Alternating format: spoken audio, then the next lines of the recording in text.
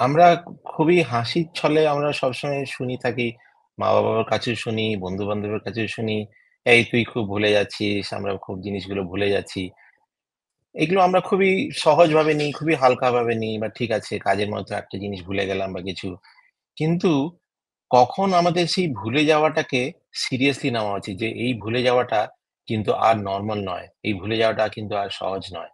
বিভিন্ন মানুষের আ ক্যাপাবিলিটি আলাদা। হুম?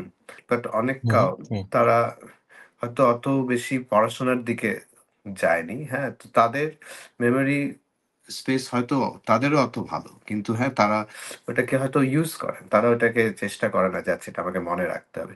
সো ১ম জিনিস হুম, হচ্ছে আমরা যখন পড়াশোনা করেছি, তখন আমরা হুম, চেষ্টা করেছি যে মুখস্থ করব। বা বাঙালিরা তো মুখস্থ করতে ওস্তাদ, রাইট? সো হুম, যখন আমরা বারবার একটা জিনিস পড়ি বা ওইটাকে একটা কোনো কনসেপ্ট বানিয়ে নেই যে হ্যাঁ, তখন এটা হুম, আমাদের মনে থাকে। সো আমাদের মনে রাখার জন্য শুধু মুখস্থ না, ওটাকেও ভাবতে হুম, হয় যে আচ্ছা এটাকে কিভাবে আর কিভাবে এটাকে মনে রাখা যায়।